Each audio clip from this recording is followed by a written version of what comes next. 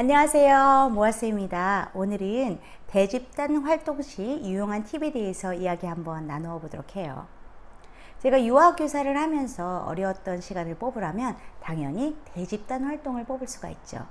왜냐하면 다수의 어린이들을 통솔해 가면서 이야기를 해야 되고 또 진행을 해야 하기 때문에 누구라도 어려움을 느끼는 시간이기 때문인 거죠. 그리고 또 일대 다수의 유치원 현장에서 여러 가지 수업을 대집단 활동으로 하는 경우가 많아서 아주 교사의 진을 빼는 시간이기도 하겠죠.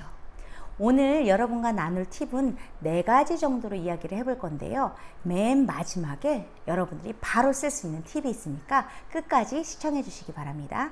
첫 번째로, 여러분들은 이야기 나누기 시 어떤 대형으로 아이들과 함께 앉으시나요?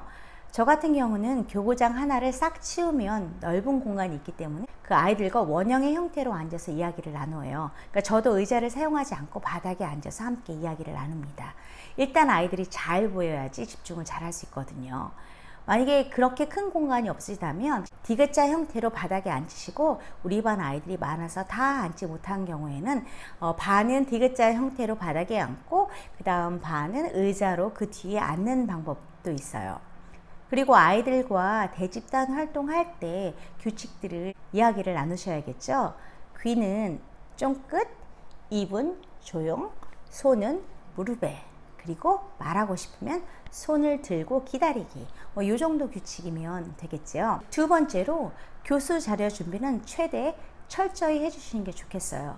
그런데 여기에서 문제가 있어요. 아이들을 하원시키고 청소를 하고 그날 전화통화가 필요한 학부모님들과 통화하고 또 일지를 쓰고 나면 정말 내일 수업 준비에 할애되는 시간은 아주 조금밖에 없어요.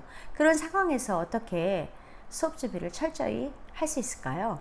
그래서 저는 뭔가를 만드는 수업 준비보다는 실물을 이용하고, 실물을 구할 수 없을 때는 사진을 이용하고, 사진이 없을 때는 그림 자료를 이용해요. 근데 그림 자료도 준비할 틈이 없어요. 그러면 칠판 또는 화이트보드에 제가 직접 그려가면서 이야기 나누기를 합니다.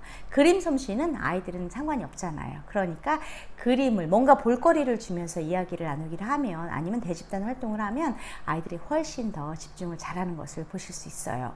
그 이야기 나누기나 그 대집단 활동에 사용되었던 그런 사진이나 그림들은 A4 그 파일에 껴서 도서영역에 비치해 놓으면 아이들이 함께 보면서 이야기를 할 수 있으니까 그런 사진이나 그림들은 버리지 마시고 아이들이 볼 수 있게 해주시면 좋은 것 같아요. 그리고 이제 이런저런 교수 자료도 준비가 안 되어 있으면 손인형을 곧잘 이용하기도 해요. 내가 말하는 것보다 손인형이 나와서 이야기하는 것이 아이들이 더욱더 집중을 잘 하게 하더라고요. 그리고 우리들이 자주 사용하는 궁금이 상자, 거기에 교수 자료나 뭔가 이런 것들을 넣어서 아이들 궁금증을 유발시키면서 하나씩 꺼내서, 또는 이렇게 선생님을 살짝 보고 이런 그런 트릭을 사용하셔서 아이들과 수업을 하면 좀 더 집중을 끌 수 있겠죠. 그다음에 세 번째로, 칭찬과 또 아이들이 기대되지 않는 행동을 했을 때 어떤 결과가 오는지를 정확하게 이야기를 해주시고 실제로 보여주시는 거죠. 그 수업을 진행하다 보면 대부분 잘하는 아이의 이름보다는 잘하지 못하는 아이들의 이름이 불려지기 마련인데요. 잘 못하는 아이들의 초점을 맞추는 게 아니라 잘하고 있는 아이들한테 초점을 맞춰서 칭찬해 주시고 격려해 주시면 다른 아이들도 선생님한테 칭찬을 받기 위해서 그 모습들을 따라가는 모습을 발견할 수 있을 거예요.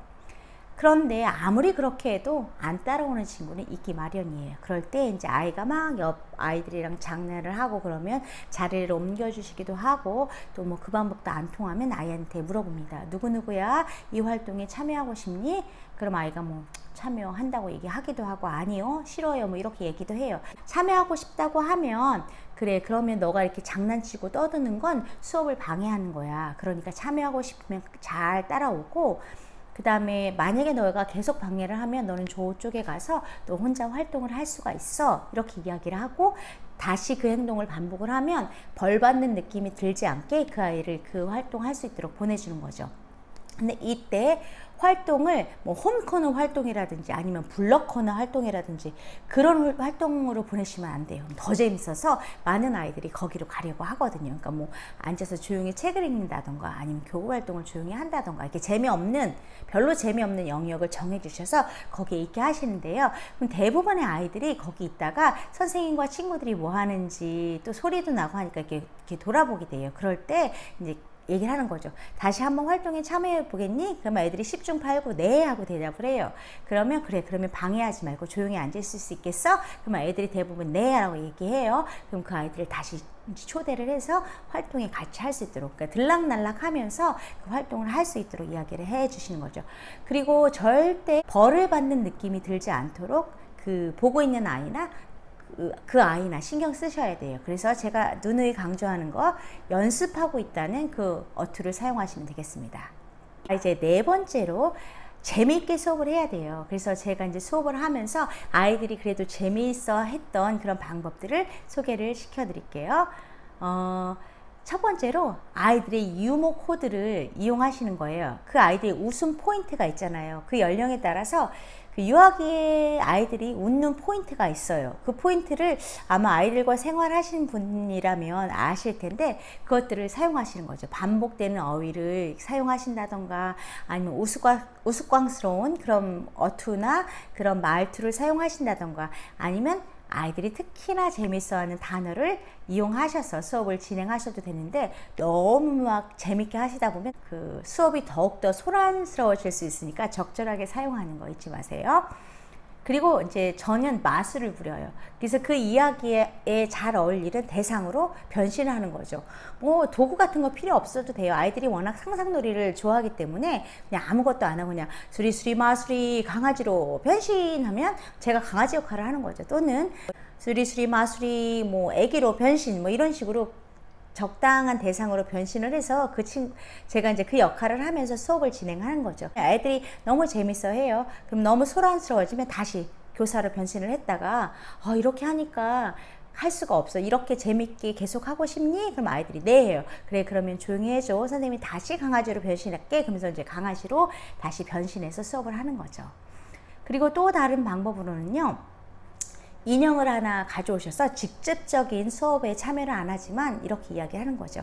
동물 유치원에서 강아지가 우리 반을 겨나갔어. 그래서 우리 강아지 친구가 잘하는 걸 배워가고 싶대. 그래서 우리 강아지 친구한테 좋은 모습을 보여주자. 그러면서 강아지를 이제 아이들이 잘 보는 곳에 앉혀놔요. 그러면서 강아지야 거기서 잘 보고 있다가 누가 잘하는지 이야기해줘. 이렇게 이야기한 다음에 이제 강아지를 데리고 와서 초대해서 누가 뭐 잘했냐 뭐 이런 것들을 물어보기도 하고 또 막 이렇게 막 들썩들썩하면 강아지가 보고 있잖아요 뭐 이런 식으로 아이들을 환기를 시켜주면서 그 수업을 진행하시면 될 것 같아요. 그리고 월요일마다 그 주말 지낸 이야기 하시나요? 1년 내내 월요일이 되면 주말 지낸 이야기를 똑같은 형식으로 한다면 누구가 재밌겠어요? 그러니까 형식을 좀 더 생각을 다르게 하셔서 바꿔보시는 것도 좋을 것 같아요. 저 같은 경우는 아이들의 이름을 다 주머니에 넣어놓고 이렇게 이름을 뽑아서 그 아이가 발표하도록 하기도 하고 발표한 친구가 다음 친구 이름을 뽑아서 다음 친구 발표하기도 하고 뭐 이런 방법을 쓰기도 했고요. 아니면 조그만 공을 준비해서 제가 말할 친구에게 그 공을 굴려줘요. 그럼 그 공을 받은 친구가 이야기를 하고 또 다음 말할 친구한테 그 공을 이렇게 굴려주고 그런 식의 수업을 하기도 했고요. 또 요즘 그런 마이크 많이 나오잖아요. 집에서 왜 블루투스 연결해서 이렇게 노래 부를 수 있는 그런 마이크들 많이 유행했었잖아요. 그런 마이크를 어느 날 가져오셔서 오늘은 주말 지낸 이야기를 이 마이크와 함께 해볼 거예요. 그러면서 마이크 사용법 알려주시고 그거를 이제 말하는 친구가 갖고 이야기하면 엄청 재밌어요. 어린 연령한테 잘 통하는 방법인데요. 극적인 효과를 만들어서 아이들을 집중을 시키는 거죠.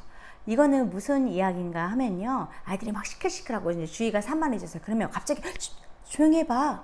무슨 소리가 들리는 것 같은데요? 무슨 소리 들리지 않아요? 그러면서 아이들이 그러면 무슨 소리가 들리지? 귀를 쫑긋해요. 어디서 누군가 발자국 소리가 들리는 것 같은데 라든가 지나가는 사람이었구나 뭐 이렇게 이제 해서 수업을 진행하시기도 하고요. 제가 다른 영상에서 이렇게 말씀드린 것처럼 제가 이렇게 고장난 핸드폰을 갖고 있다고 했잖아요. 그러면 그럴 때 이제 저는 가끔 쓰기도 하는데, 조용히 해봐봐. 핸드폰이 진동이 울리는 것 같은데? 그러면서 이제 핸드폰이 있는 곳에 가서 전화를 받는 거죠. 여보세요? 네네. 어머, 저희 반 구경 오신다고요? 근데 지금은 조금 안 될 것 같은데, 우리 친구들이 지금 조금 시끌시끌한데? 그러면요, 제가 우리 친구들이 잘하면 전화 드릴게요. 그럼 그때 보러 오세요. 조금 부끄럽잖아요. 안 좋은 모습 보여드리면요. 뭐 이런 식으로 이제 하기도 하고, 아니면 뭐 산타 할아버지한테서 전화 왔다고 이야기하기도 하고, 아니면 여러 가지 이제 그런 트릭이 있잖아요. 그런 것들로 이제 이야기를 하셔서 극적인 효과로 아이들의 주의를 사로잡아서 수업을 재빨리 해주시는 거죠. 제가 오늘 말씀드린 방법 외에도 여러 선생님들이 재밌는 방법으로 수업을 하실 거라고 생각을 하니까 댓글로 공유해 주시고요.